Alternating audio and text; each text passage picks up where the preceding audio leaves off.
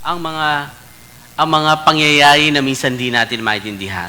Maraming mga tanong, bakit nangyayari ito? Bakit ito dapat maganap? So, kaya nag-come up tayo dito sa ating talakayin sa living in the end times. Okay? Because we're living in the end times. Dahil tayo ay nasa huling mga araw na, huling panahon. At ang pag-aaral po natin ay mula sa turo ng ating Panginoong Hesus. At ito ay mga signs at mga predictions, mga prophecies na nangyari at mangyayari pa o sa future pa na ating pong matutunghayan, mga kapatid. At kung tayo ay wala na, ito yung patuloy na magaganap sapagkat ito'y inihuhala ng ating Panginoon. Okay, last Sunday po ay sinimula ni Pastor Job ang pagtalakay po mula sa Matthew chapter 24 verse 1 to 14. Ngayon naman po samahan niyo po ako sa verse 15 to 28. Actually, pwede natin pagsamahin to but para mas detalyado, mas makuha natin yung pinaka objective natin about the signs or the things about the last days. So kukuhanin po natin ngayon ang Matthew 24 verse 15 to 28. Okay? So buksan niyo po ang inyong mga Biblia sa aklat na iyan at samahan niyo po akong bumasa, mga kapatid. Sundan niyo na lang po, no? Babasahin ko sa Tagalog Popular Version. Sabi dito, makikita ninyong magaganap sa banal na lugar ang kalapastangan ng walang pangalawa na tinutukoy ni Propeta Daniel. Unawaan ito ng mga bumabasa. Kapag nangyari ito, ang mga nasa Judea ay dapat tumakas sa kabundukan, ang nasa hubungan ay huwag nang bababa, o huwag na mag-abala pang bumaba upang kumuha ng kahit anong sa kanyang bahay. At ang nasa bukid ay huwag nang uuwi upang kumuha ng balabal, kawawa ang nagdadalang tao at ang nagpapasuso sa mga araw na yon. Ipanalangin nyo na ang inyong pagtakas ay huwag magkataon ng taglamig o sa araw ng pamamahinga. Sapagkat sa panahong yon, ang mga tao ay magdaranas ng laking kapighatian hindi pa naranasan mula ng likhain ng sanlibutan hanggang sa ngayon at hindi na maranasan kahit kailan. Verse 22, at kung hindi paikliin ang panahong yon, walang maliligtas, ngunit alang-alang sa hinirang, paikliin ang panahong yon. Kung may nagsabi sa inyo, narito ang Mesiyas, nariyan siya, huwag kayong maniniwala, sapagkat may mga magpapanggap na Mesiyas at may mga lilitaw na mga bulaang propeta. Magpapakita sila ng kagila-gilala sa tanda at mga kababalaghan upang iligaw, kung maaari, pati ang mga hinirang ng Diyos. Tandaan ninyo, pinagpaon ako nang sabihin sa inyo ito. Kaya't kung sabihin nila sa inyo, naroon siya sa ilang, huwag kayong pumaroon. Kung sabihin nila na naroon sila sa silid, huwag kayong maniniwala. Sapagkat kung gaano kabilis gumuhit ang kidlat mula sa silangan hanggang sa kanluran, gayon din naman ang pagparito ng anak ng tao. Kung naroon ang bangkay, doon naman nagkatipo ng mga buwitre. Sports and pray, Lord, minsan pa kami po ay nagpapasalamat sa pagkakataon na amin pong maaral ang iyo pong mga salita. Lalo higit, O Diyos, ang aming pag-aaral dito po tungkol sa last days o sa end times. Lord, marami kami mga tanong, marami kaming dapat malaman, Panginoon. Subalit, binigay mo sa amin ang iyong mga salita upang sapat na ito'y alamin, Panginoon.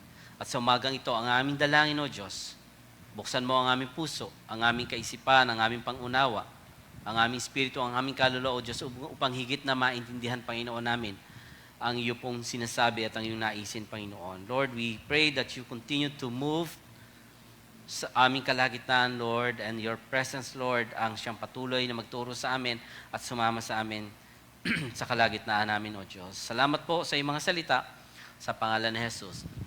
Amen and amen. Praise God. Okay. Noong pong nakaraang 1998, tagal ng panahon, ano po, may sumikat po na libro tungkol sa oras at pagbabalik ni Kristo. Ang title po, 88 Reasons, Bakit Babalik si Kristo? 88 Reasons Why Christ Returned. Okay? So may mga date and time pa.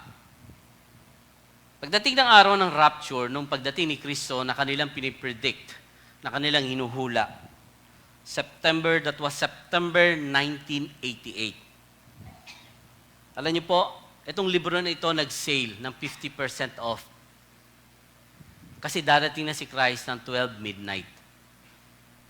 Nung araw na yon, ginawa nilang 50% off yung libro na yon. Okay? Ang problema, hindi dumating si Kristo. Hindi nagkatotoo ang kanilang hula na darating si Jesus. Isipin nyo, logic lang, no? Kung talagang gusto nila maligtas sa tao, bakit magbebenta ng book o gawing 50%? Di ba? Hindi nagkatotoo. Okay? So, isa yon sa mga nagdala o nagturo about the coming of Christ. Eksakto at panahon ng pagbabalik ni Kristo. Pangalawa, isang Korean self-proclaimed prophet. Okay? So, October 1992 naman, hinula niya na dadating si Jesus ng hating gabi din. Okay? October 1992. Ito po ay isang totoong pangyayari sa Quezon City, isang church sa Quezon City.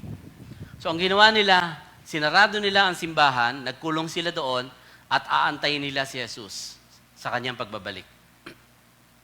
Ang ginawa ng mga pulis, kinurdunan dahil nga nagkakaroon ng kaguluhan. Okay? Nung kinulong nila yung lugar na on, o yung binantayan nila yung lugar na yon, at dumating 12 midnight, hindi rin dumating si Jesus. At na-realize itong pastor at nung mga nagsiself-proclaim a prophet na sila ay nagkamali at baka daw si Jesus ay na-traffic lang. Na-traffic lang daw. Okay? Sino na po naka-experience dito ng year 2000, yung Y2K? So, I was then at the SM noong time na yon, noong Y2K, nako, ito ang mga kwento. Mawawala daw yung mga pera sa bangko, darating na daw si Jesus. So, ang ginawa ng mga tao noon, nagkaroon ng chaotic, hindi naman malaki, pero nag-withdraw talaga sa bangko. Halos yung BDO, mawala ng salapi. Kasi, yung parang kinuha lahat ng mga pera because of Y2K. Year 2000. Di ba? Yung mga time na yun, matandaan niyo po, no? So, ang dami.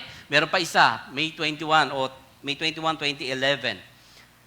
Na hinula din ng isang pastor na darating si Jesus, hindi rin nagkatotoo. And last year, matanda niya, September 25, isang negro, no, nang humula na dadating din si Jesus. Hindi rin nagkatotoo. Alam niyo po, malinaw naman sinasabi ng Bible na talagang wala nakakaalam sa pagbabalik ni Jesus. At tayo din po, hindi natin dapat alamin kung kailan darating si Jesus. May nakakaalam po ba? So wala. No, malinaw yun. Kasi sabi ng Bible, sa Mark 13, sabi ng Panginoon, wala naman nakakaalam ng kanang pagbabalik ng ating Panginoon. Yung oras at maging yung pagsapit ng kanyang pagdating. Kahit nga yung mga anghel, even the Son of Man, no, only the Fathers in heaven. In other words, it's a prerogative ng Diyos Ama ang kanyang pagbabalik ng ating Panginoong Jesucristo. Okay? But siyempre, alam natin na ngayon, dahil nandoon na siya sa trono, alam na ng ating Panginoon yon. Okay? At it's another story and it's another study na pwede nating aralin, mga kapatid. So, makita po natin yung equivalent, yung pagkapantay ng Diyos, kasi He is God, Jesus is God. So, He knows everything. So, nagkaroon lang siya ng tinatawag na limitadong kanyang pamumuhay dito sa mundo. So, hinayaan niya sa Diyos Ama. Okay? At tayo po bilang mga mananampalataya, mga kapatid, dapat ito yung maintindihan po natin.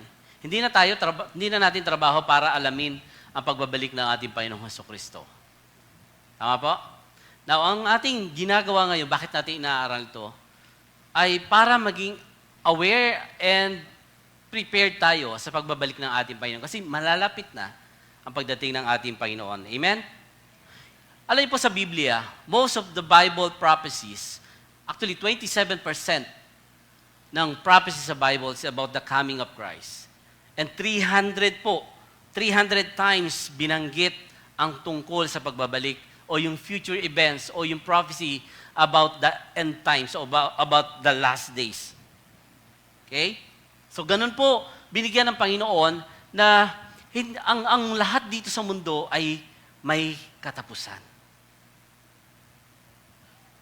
Amen. Sabihin niyo sa katabi mo, walang forever dito sa lupa. Okay?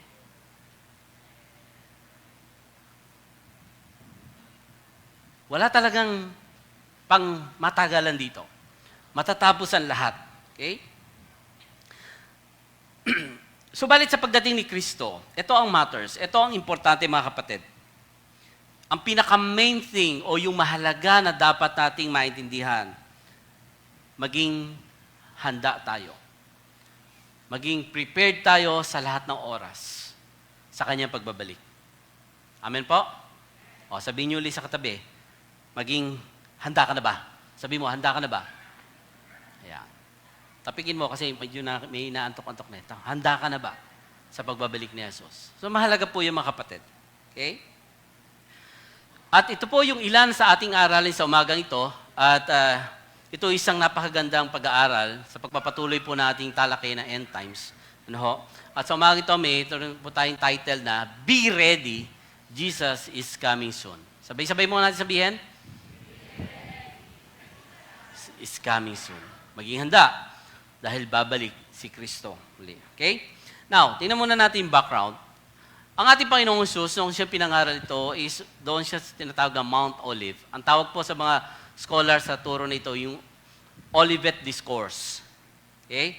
Ibig sabihin, pinangaral ni Jesus yung mga bagay na mangyayari sa last days.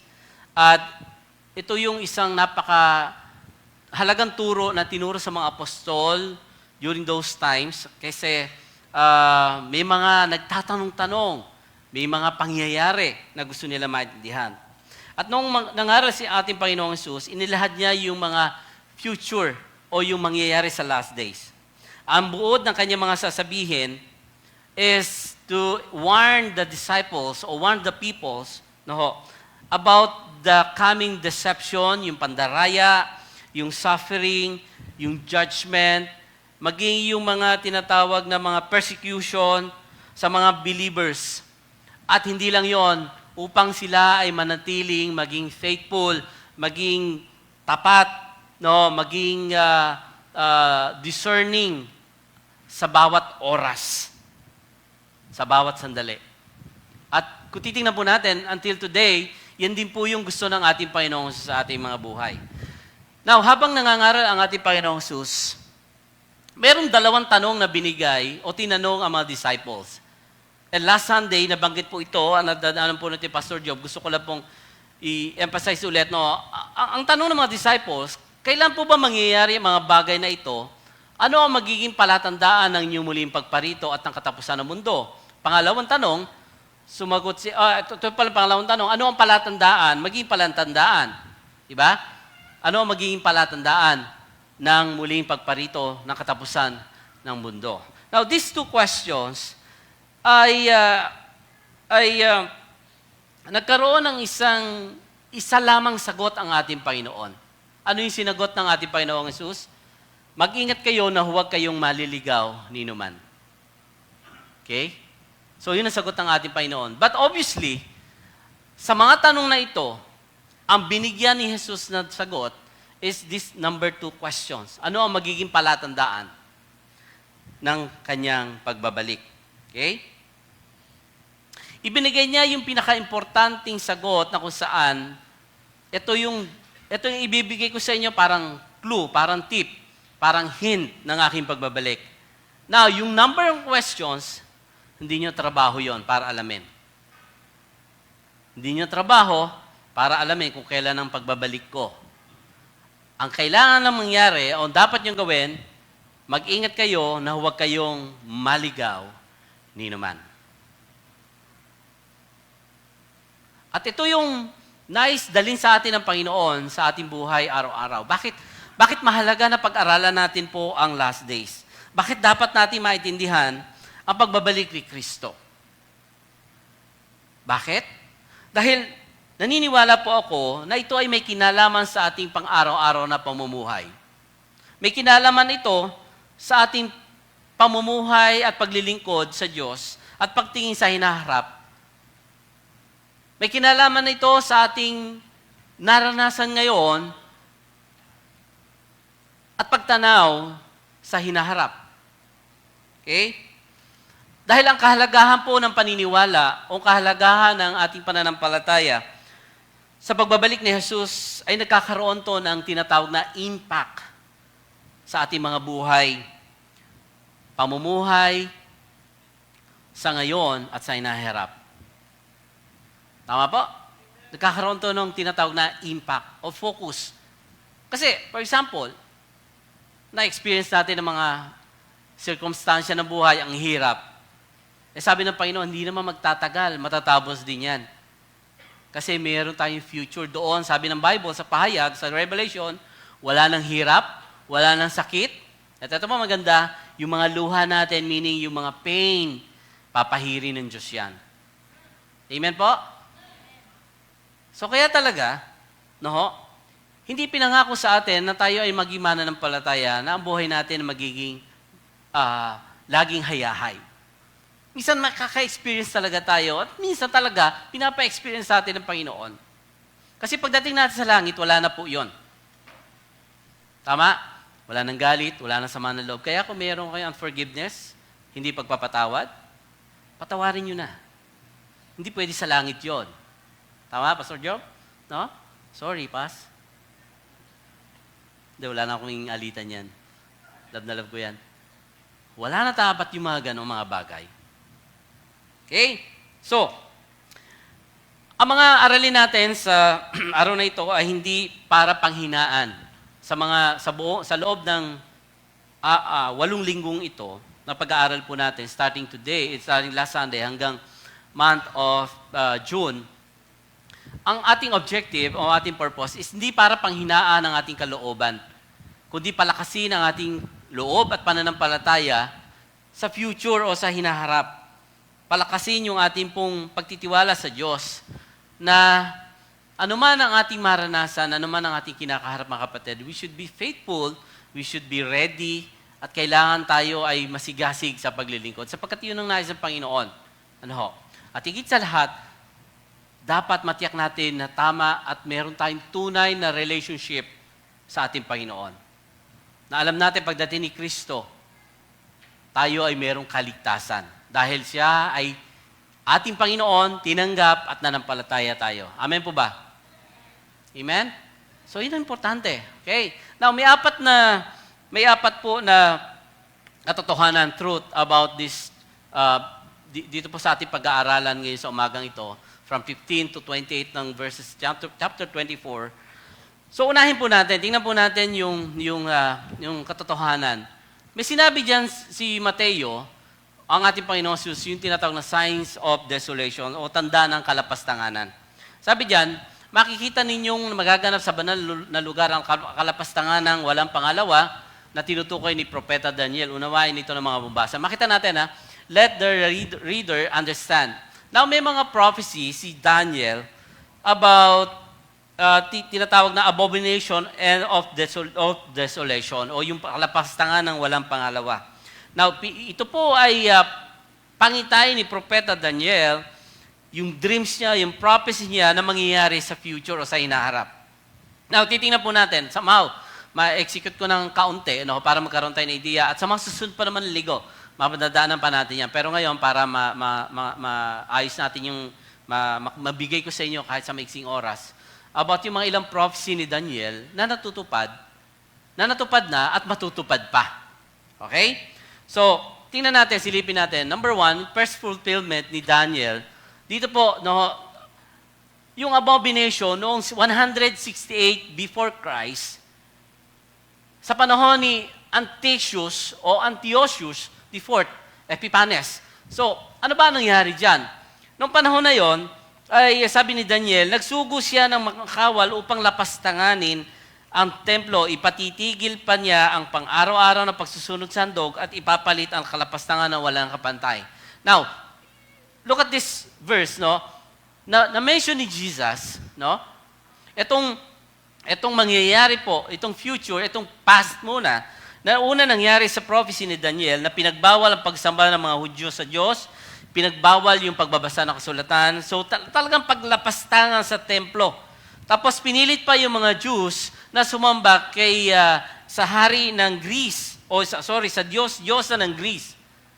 Si Zeus, Tapos, sa loob ng templo, nagkaroon pa ng tinatawag na isang paghahandog about sa ibang Diyos-Diyosan. In fact, ang nabanggit nga doon, naghandog ng baboy. Alam niyo po sa mga Hudyo, bawal at di nila kinakain ng baboy. Paglapastangan talaga itong mga ginawa nito, isang maruming hayop. So in other words, makita po natin, yung sa prophecy ni Daniel, na ito yung pag-uusig ng Diyos. O pag-uusig ng mga kaaway, ng mga matitinding kalaban na ito, At ito yung sinasabi ng ating Panginoong paglapastangan sa kautusan paglapastangan ng kalapastangan ng walang pangalawa. Now, the second fulfillment was, ito naman. Ito isang fulfillment na nangyari na sinabi ni Daniel, which was the destruction of the temple. Kung maalala niyo po last Sunday, pinaliwanag ni Pastor Job, hindi ko na i-elaborate kung paano, but kung makita po natin, ang lalaki ng mga bato noon, pero paano ma-distract yun? Paano mababasag? Paano mawawala? Pero because of the Romans, itong hukbong ito, ang tindi, talagang winasak nila, ginawa nila talaga para mawasak, kuhanin yung mga ginto, noong 70 AD. So, itong sinabi ng ating Panginoong Jesus, nakaline to po dito sa 70 AD. In other words, yung sinasabi ni Jesus na destruction of the temple, and it was happened on 70 AD. Ayan. Sabi diyan, pagkalipas ng taon, ng 434 taon, isang hinirang ng Diyos ang papatayin at ang lungsod ng templo ay wawasakin ng hukbo ng isang makapangyarihang hari. Alam niyo yung panahon ng mga Romano. So, they were napaka-barbaric talaga nila. Alam niyo po ba, noong panahon na yon, na wala silang galang sa relihiyon. Wala silang galang sa Diyos ng mga Hudyo.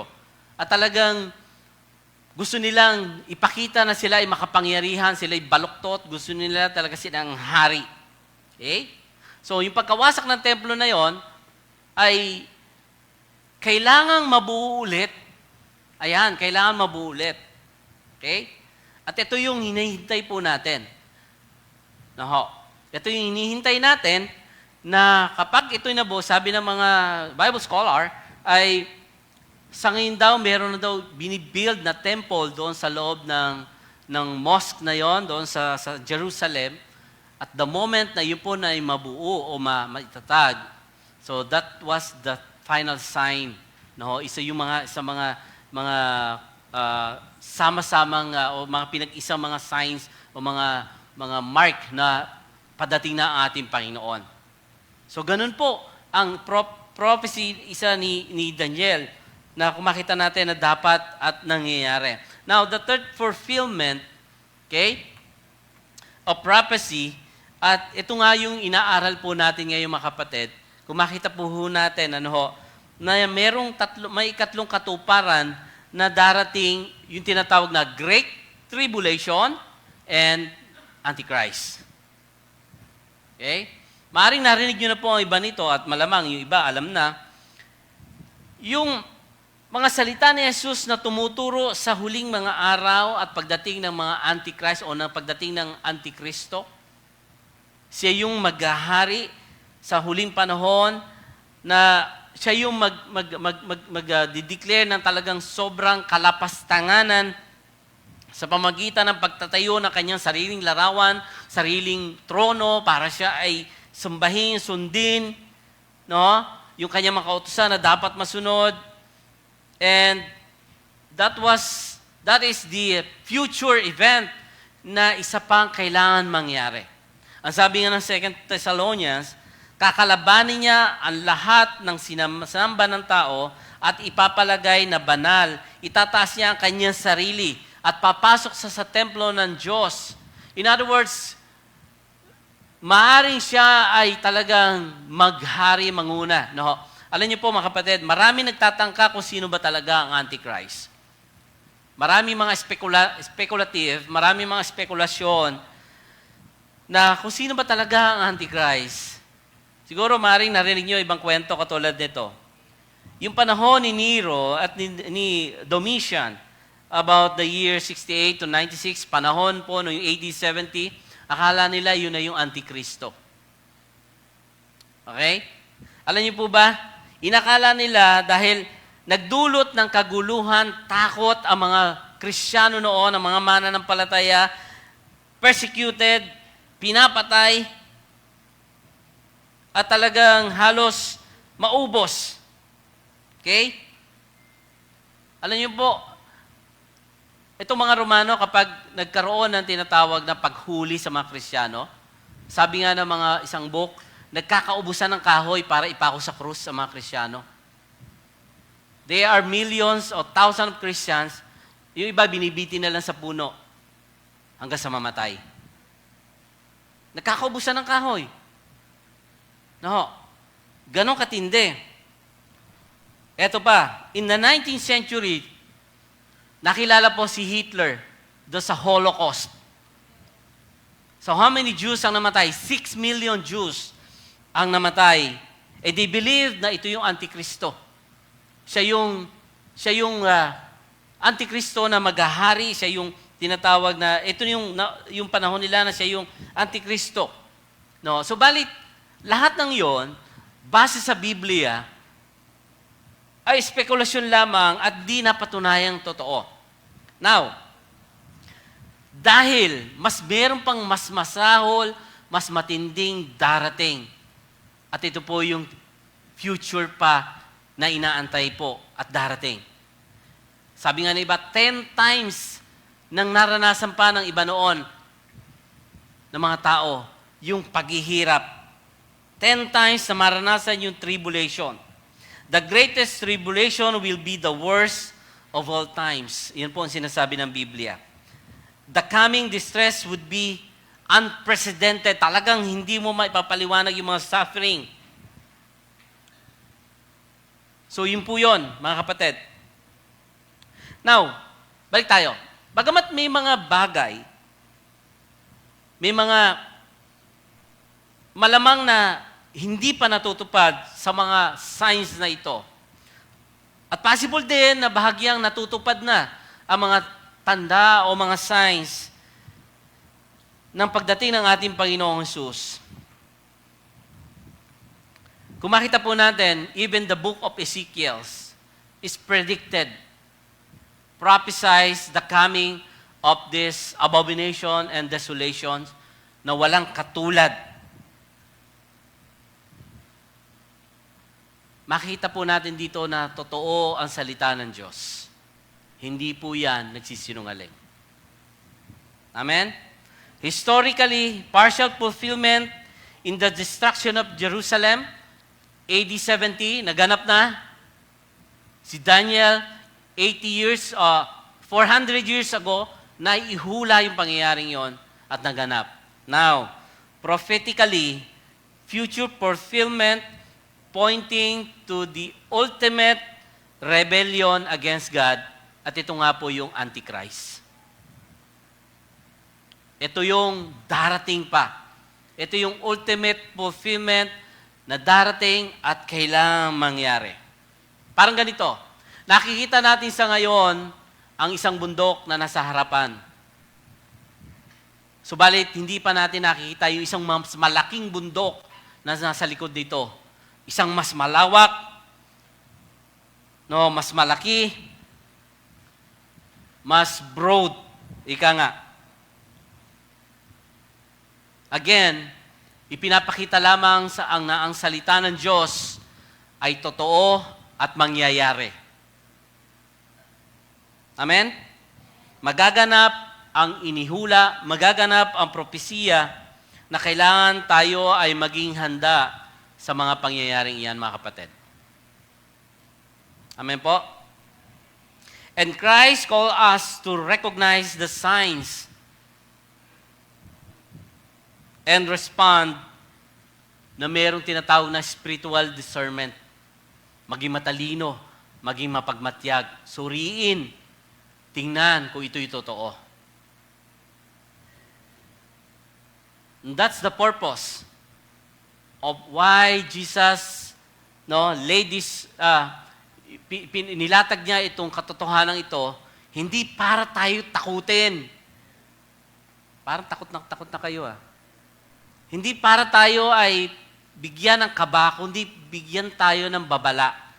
Bigyan tayo ng warning, bigyan tayo ng idea of what is the future to happen. Okay? Now, that's the sign of desolation. So, sabi ko nga, ito yung mga maliit lang na bagay. Now, the series of tribulation. Now, itong series of tribulation, sabi niyan, kapag nangyari na ang mga ito na nasa Judea, ang mga nasa Judea dapat tumakas, kabundukat, nasa bumungan ay huwag na mag-abala pang bumaba upang kumuha ng kahit anong sa kanyang bahay, at ang bukid ay huwag nang umuwi ng kumuha ng balabal, kawawa, nagdadalang tao, nagpapasuso sa araw na yon. Ipanalangin nyo na ang inyong pagtakas ay mataon ng taglamig o sa araw ng pamahinga. So, huwag mataon. So, makita po natin dito, this event is kasama pa rin doon sa tinatawag na dito sa AD 70 future event o sa past event. So, huwag kayong maglumihanan. Kasama po yan doon. Now, sa time ng early church, makita po natin, ang daming pinatay ng mga Hudyo. Ang daming mga sinira sa Jerusalem. So, ito nga yung sinasabi ko sa inyo. Halos maubusan ng krus. O kahoy, sorry. Halos maubusan ng kahoy. At makita po natin na ito yung mga sinabi ni Jesus na yung mga nagdadalang tao, kumari, wag na kayo umuwi, kumuha ng mga bagay. So, those part of the prophecy happened in AD 70. Now, makita po natin, mapapansin natin, merong propesiya na dakilang kapighatian bukod pa sa bananggit po na ito. And that is in verse 21, sabi niya, sapagkat sa panahong yon, ang mga tao ay makakaranas ng napakalaking kapighatian na hindi pa naranasan mula ng likhain ang salibutan.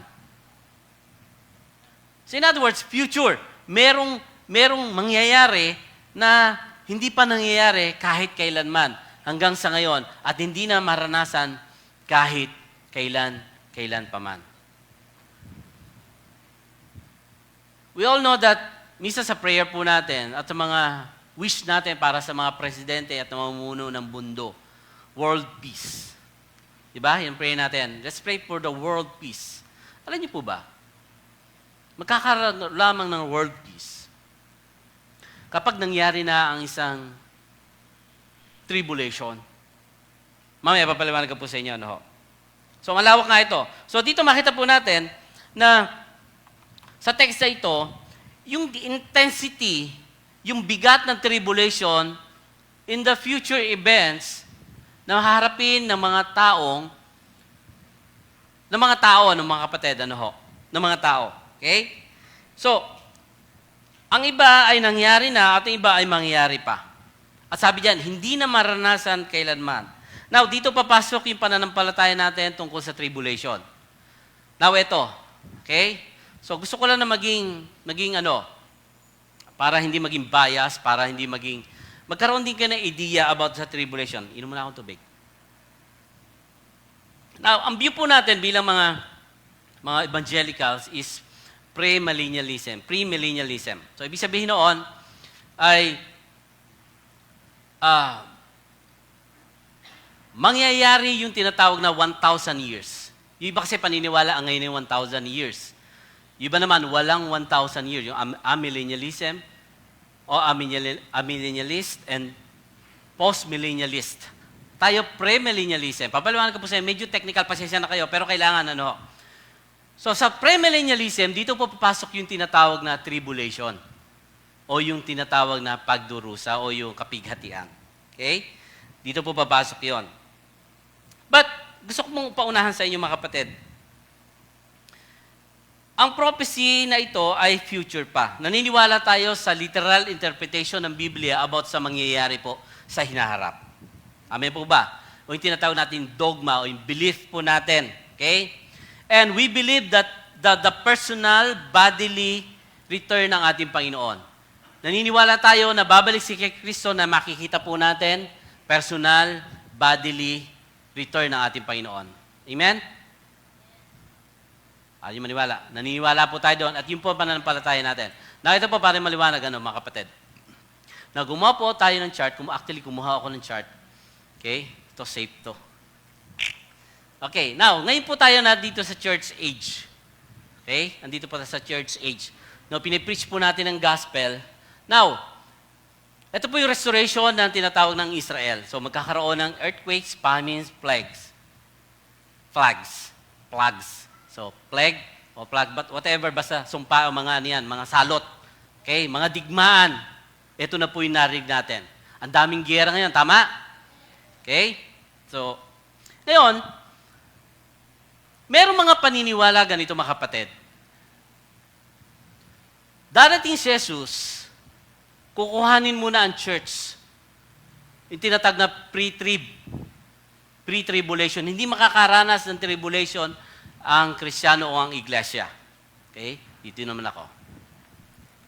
Ngayon, meron na po naniniwala na mid-trib.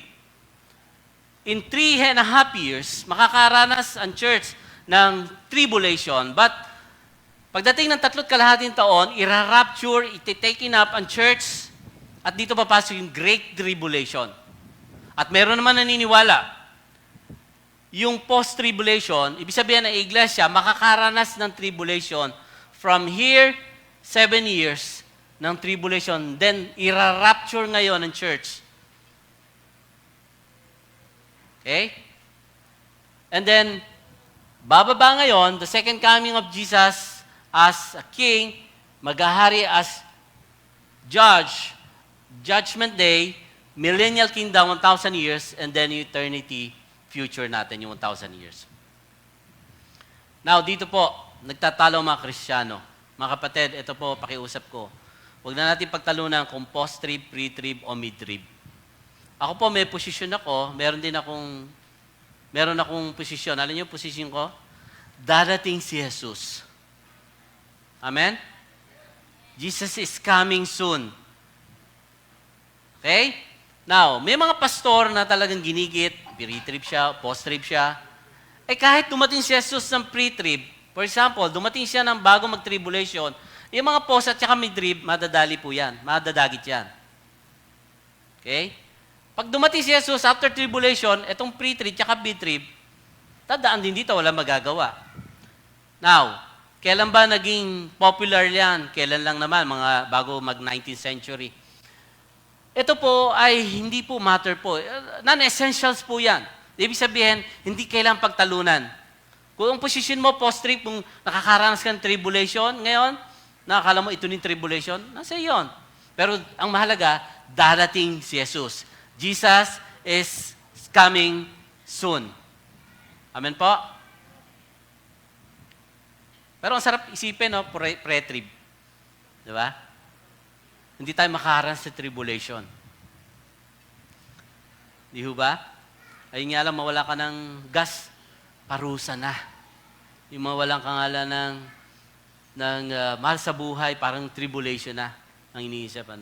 So mga kapatid, my point is, dito natin makita mga kapatid, na may iba't iba tayong views about the rapture. Don't argue, mga kapatid.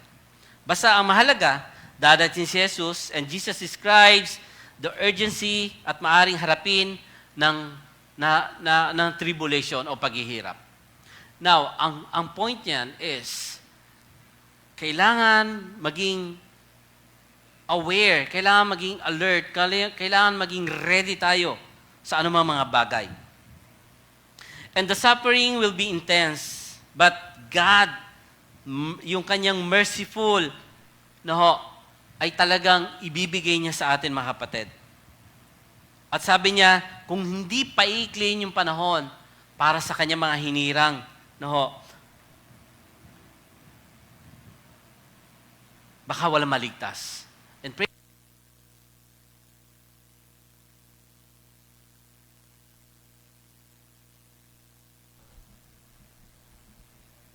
Hello. Andiyan pa naman kayo, hindi pa rapture.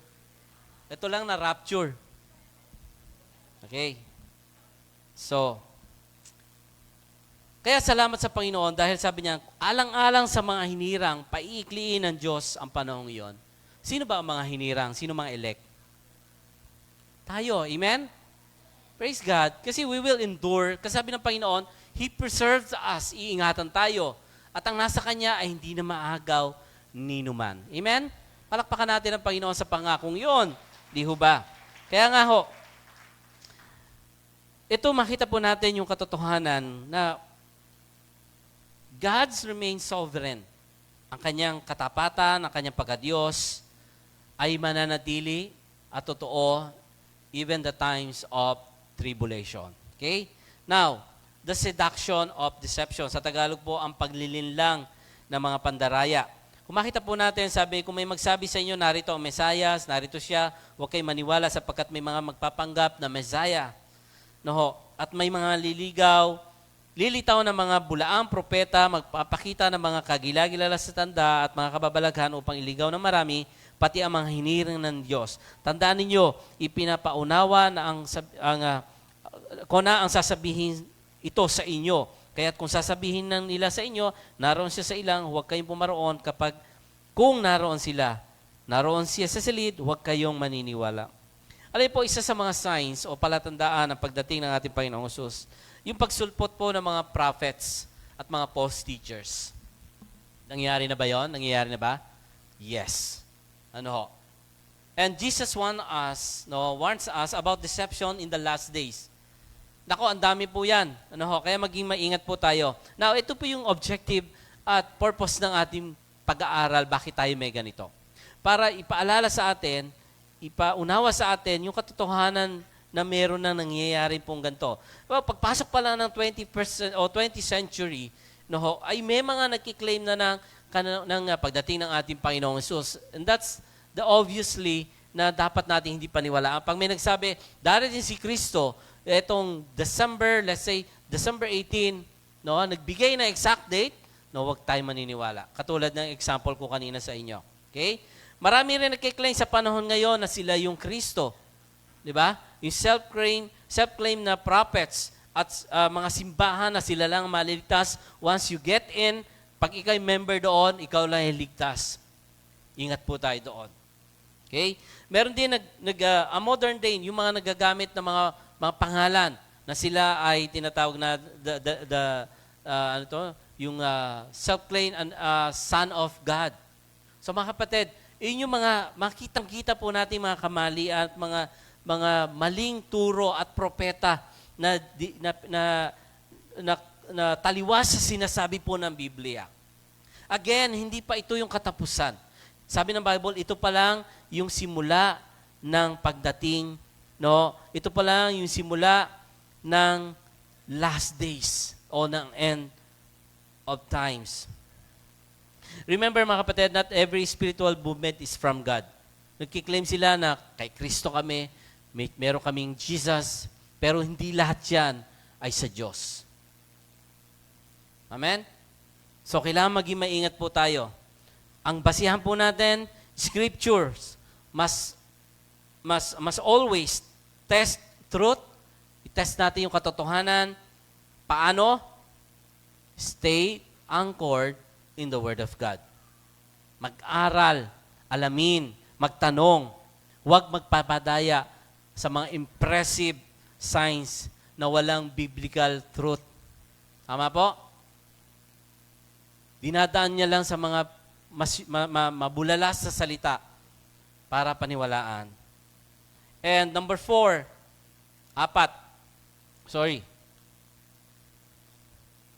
Ayan, number 4. Oh, where's number 4? Number 4 po, suddenness of the Son of Man. Nabura po siguro na ho. yung biglang pagdating. Sa verse 28, basahin niyo po, sabi niya, usod-baybay niya, sapagkat kung gaano kabilis gumuhit ang kidlat, mula sa silangan hanggang sa kanluran, hindi naman pagparito ng anak tao. No, we believe that the coming of Jesus Christ, na talagang, sabi ng 1 Corinthians 15:22, sa ilang sandali, sa isang kisap mata, kasabay ng pagtunog ng trompeta, babalik ang ating Panginoong Hesus. So, ito po yung katotohanan about dito sa sinasabi po ng Matthew chapter 24 verse 15 to 28. So, lahat ng sinabi ng ating Panginoong Hesus ay natupad na at matutupad pa.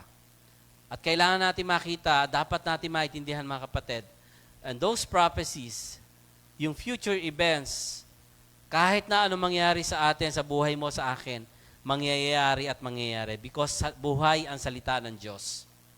Amen po? Kung paano siya nangako sa atin, ganun din ang kanyang gagawin at totohanin sa kanyang mga salita. Ganun din tayo mga kapatid. Kaya nga ang binibilin sa atin ng Panginoon bilang mga mananampalataya, we should be ready. We should be aware sa mga pangyayari ngayon. Now, ang tanong ngayon, paano tayo makakapamuhay sa mga huling araw na ito habang hinihintay po natin ang pagbabalik ni Kristo? How should we live in the last days while waiting for the Christ return? So ito yung napakagandang i-contemplate natin sa araw na ito, sa ating pag-aaral na ito. Paano nga ba? No. I'll give you 3 mga kapatid, at tiyak na marami pang pwede niyong ibigay habang naghihintay tayo sa Panginoon. So para sinasabi, huwag tayong pa-banjing-banjing, huwag tayong pa-petiks. But of course, kailangan ang mga mananampalataya at mga anak ng Diyos na tayo ay matalino, mapagmatsyag, at ito yung una, be discerning. Be discerning, maging mapanuri. Okay? Ang maging mapanuri, maging mapagtanong, di ba? Sa BGD natin, marami ba kayong mga tanong? Dapat nagtatanong kayo, no? Dapat yung mga hindi maintindihan, hinihinga ng paglilinaw. Di ba? Dapat yung mga katulad na sinasabi ng mga pastor, i-verify nyo kung ano yung mga sinasabi. Di ba? But discerning means, lumalago ka dahil gusto mo. Dahil yun ang gusto ng Panginoon. Actually. And, ang pagiging discerning is, makita po natin na hindi tayo basta-basta naniniwala sa mga signs or yung mga sinasabi nga, katulad ng sinasabi ko kanina, yung mga darating si Christ, gantong oras, gantong panahon, darating si Kristo na ganito. But may mga signs. Alam niyo po ba yung Ilog Euphrates? Isa sa signs yan na matutuyo po yun. Noon ang pag-aaral, hindi po matutuyo yan kasi ang laki ng tubig. Pero alam niyo po ba ngayon? May sila kasi ngayon, unti-unting itong natutuyo. I don't know, hindi ko lang nabasang buo. Pero sa history ng mundo, hindi pa kailanman natuyo ito.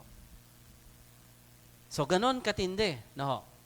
And isa pa sa sign, sabi ng Bible, manlalamig yung pag-ibig ng bawat isa. Meaning, so much crimes, di ba? Ang daming krimen, ang daming pagpatay, ang daming mga bagay na para bang tumataliwas sa tunay na pag-ibig ng Diyos. Di ba? So, sinusugar-coated yung mga salita ng Panginoon, kailangan mahalin to kasi God is love. Pero, dapat makita rin na katotohanan ng salita ng Diyos. So, nagiging bias yung kanilang pananaw. Yung kanilang pagkakaintindi sa salita ng Panginoon. Okay? So, maging mapanuri. Mahalaga ito mga kapatid sapagkat ito isang pagkakataon sa atin na sa panahon ng napakaraming maling aral at panliling lang, tandaan po natin, panatilihin nating nakatayo sa katotohanan mula sa salita ng Diyos. Amen po ba? Suriin ang lahat na ayon sa salita ng Panginoon. Kung kailangan natin ng stability, kailangan natin ang scriptures, kailangan natin ang salita ng Diyos. Babalik tayo sa salita ng Diyos. Babalik tayo sa sinasabi ng Panginoon. Hindi sa sinasabi ng mga nakiklaim ng mga propeta at mga malinturo na kapatid. Let's go back to the scriptures. Ang batayan ng pananampalataya ang Biblia upang magkaroon tayo ng kapanatagan. Amen? Ang batayan ng ating pananampalataya ay ang salita ng Diyos para maging mapanatag tayo at hindi tayo maguluhan. Iyo ba? So, tayo, mga kapatid, tayo ay nasa huling araw. Aminin naman natin hindi. Tanggapin man natin at hindi. At patindi ng patindi ang mga signs o makatuparan sa pagdating ng ating Panginoong Kristo. But, here's the thing. Stay grounded in the biblical truth and avoid deceptions. Iwasan po natin ang mga pandarayan. Sabi ng 1 John 4:1, mga minamahal, huwag ninyong paniwalaan agad. Ayan. Ang bawat nagsasabing sumasa kanila ang espiritu. Ang dami niyan. Ang sabi pa diyan, sa halip ay subukin muna ninyo, test, no, upang malaman kung mula nga sa Diyos ang espiritong sumasa kanila. Sapagkat marami ng bulaang propeta ang lumilitaw sa sanlibutan. So the Bible gives us a warning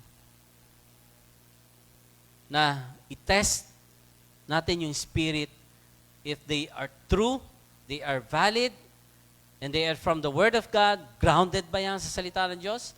Baka gumagawa lang sila ng mga kwentong may kabog, sa mga kapatid.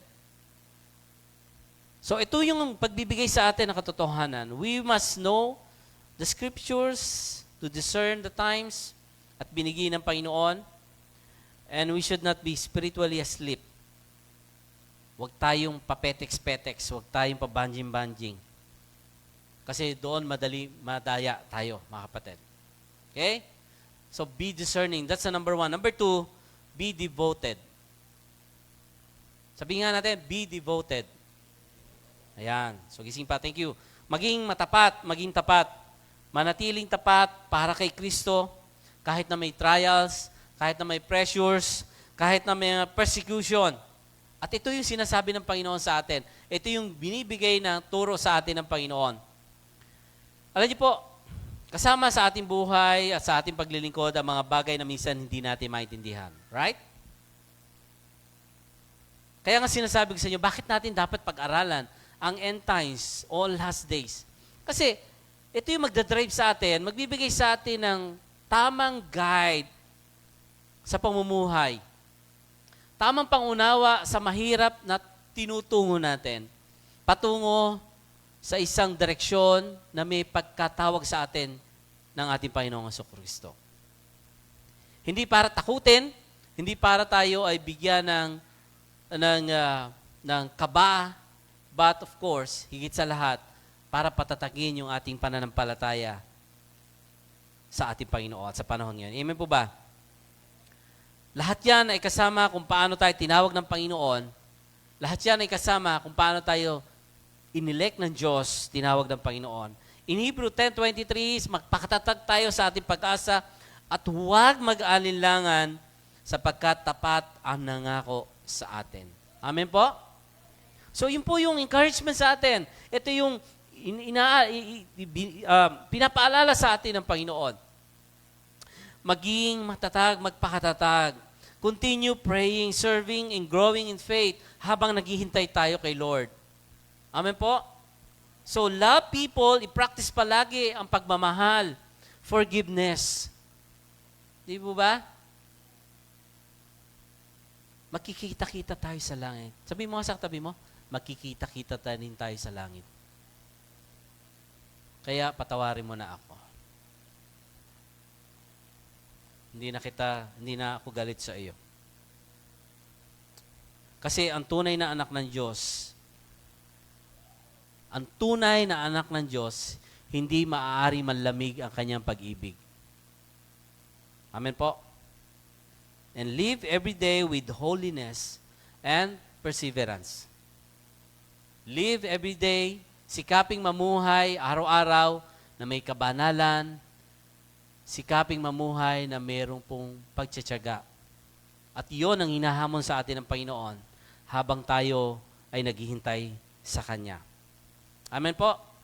Alam niyo po, masarap haharap tayo sa Diyos at sasabihin niya, well done, my good and faithful servant. Tama? Ang pangit marinig, lumayo ka. I never knew you. Hindi kita nakikilala. Sinasabi mo, Christian ka, pero hindi nakikita yung bunga kasi hindi mo talaga tunay na sinuko ang buhay mo sa Panginoon. Hindi ka nagbabago. Kasi nga nire-reject mo lagi yung pagtuturo ng Diyos sa iyo. So mga kapatid, ang tunay na Kristiyano, sumusunod sa kalooban ng Diyos, mahirap man ito o madali. May blessing man o wala.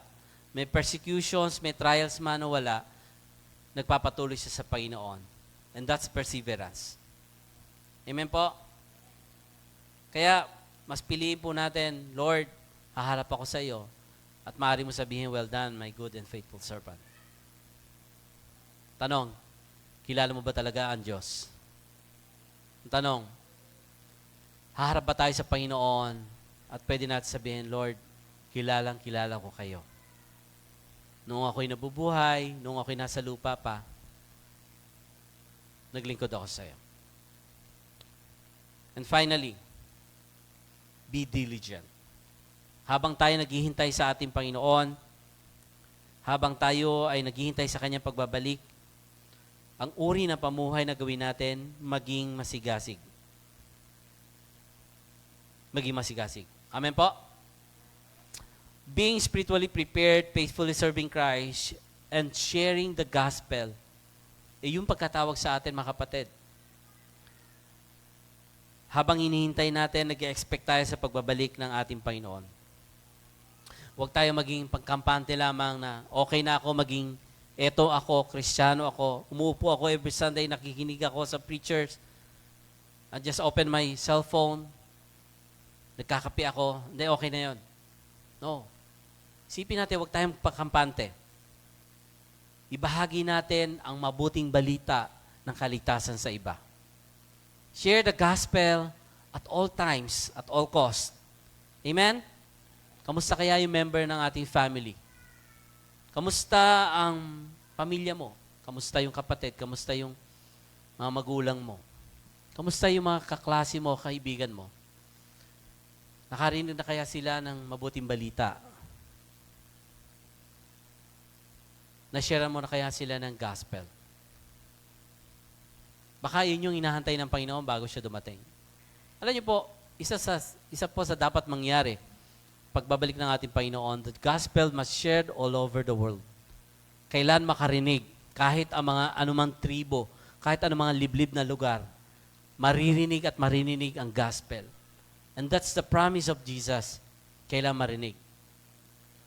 Gusto mo madaling dumalik si Jesus? I-share natin ang gospel sa iba. Amen? I-share mo si Kristo, ang pag-ibig niya. No. At iyon ang napakagandang responsibility at napakagandang pribileyo na meron mo tayo. Mga kapatid, ang daming nangyayari sa mundo ngayon. Mga digmaan. And now we see the beginning of birth pains na sinasabi ng Bible. Krimen. Na hindi natin maubos, bakit naisip? Sinisisi pa mga gobyerno. Sinisisi kung sino-sino. But that's part of the last days na makita po natin. Alam niyo po, ang giyera nung araw, tagaan lang. Sibatan lang, panaan lang. Ngayon, ang giyera, pulbura na ang usapan. Kanyunan. Noon, noong mga 19th centuries, or mga mid-19th centuries. Ngayon, push button lang. Gusto mong pasabugin na itong bansang ito? Click. Delete. Isa sa reason bakit I'm not for Trump, but isa sa reason bakit gustong sa akin pagkakintindi si Trump ay yan niyo ang Iran because of the nuclear weapons. Ito yung sa objective niya. But hindi ko alam kung ano pa yung mga iba. But makita po natin kasi ang nuclear, isa po yan sa napaka-devastated o devastative na panggamit sa digmaan, mga kapatid.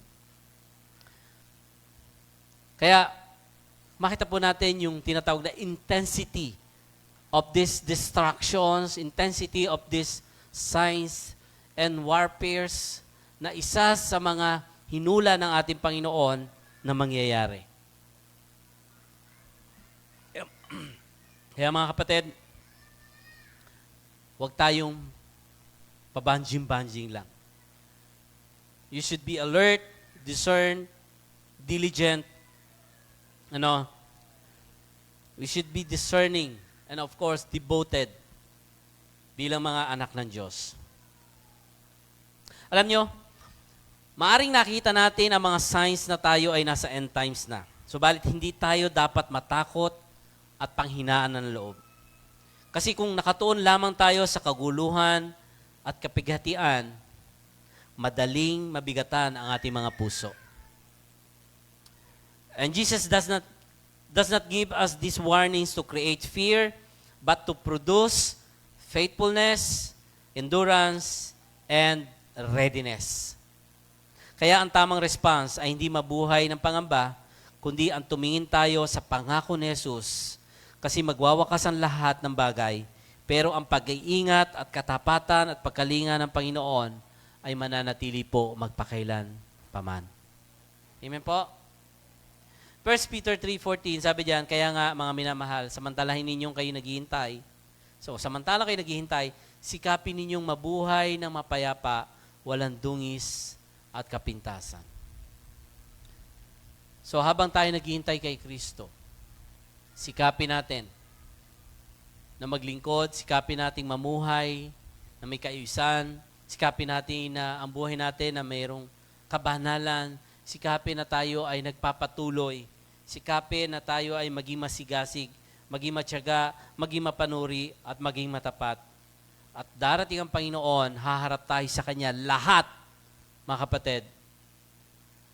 Lahat tayo ay harap at magsusulit sa Panginoon. At bibigyan tayo ng reward ng Diyos.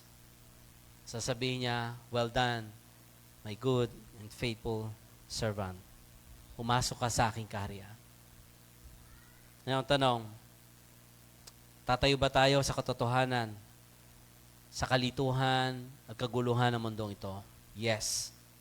Babalik si Jesus, mga kapatid. At pagbabalik niya, ang promise niya, ipifix niya ang lahat ng mga nasira. Ang buhay natin, ang bawat pamilya, maging ang physical mo, ipifix, iaayos ng Diyos, iaayos ng Panginoon. Maging ang luha mo, na niluluha mo hanggang ngayon, papawiin ng Panginoon yan. Amen? Yan ang pangako ng Diyos. Kaya huwag tayo manghihina. Magpatuloy, ipahayag ang pag-ibig ni Jesus sa ibang mga tao, sa mga kakilala mo, sa mga kaibigan, pamilya mo. At kung ngayon mo lang narinig yung kwentong ito ng ating Panginoon at itong magaganap na ito at wala pang relasyon sa ating Panginoon, ito yung pagkakataon na magdesisyon ka. Nakilalanin mo si Jesus upang magkaroon ka ng katiyakan at buhay na walang hanggan pagdating ng kanyang pagbabalik. Amen po? Kaya mga kapatid, Jesus is coming soon. Be ready. Sabay-sabay nga natin sabihin, be ready. Jesus is coming soon. Palakpakan natin ang Panginoon. Let's pray. Tayo po itumayin lahat. Panginoon, ang aming puso ay nananabik sa paghihintay sa inyo pong pagbabalik, O Diyos. Sapagkat sa iyong pagbabalik, Panginoon, napakarami mong pangako, O Diyos, sa amin. At ang pangakong yon ay yung tutuparin at nananampalataya kami na yung ibibigay sa amin, Panginoon, at pagkakaloob sa mga nanampalataya, kumilala sa iyong ginawa para sa amin. And Lord, habang kami po ay naghihintay, while we waiting for your return, Lord, makita mo sa aming buhay, sa aming pamumuhay, ang kabanalan, ang katapatan, ang pagtsatsaga, O Diyos. Maranasan man namin ang mga tribulation o hindi, isa pa rin at isa lang, Panginoon, ang aming pong tatayuan pa din ang iyong pangako sa amin na ikaw ang aming Panginoon tagapagligtas, Lord. Ikaw ang Diyos namin, Panginoon. Ikaw ang makapangyarihang Panginoon ng aming buhay. Hindi ka nagbabago, O Diyos. Noon, ngayon, at magpakailan-kailan pa man, O Diyos.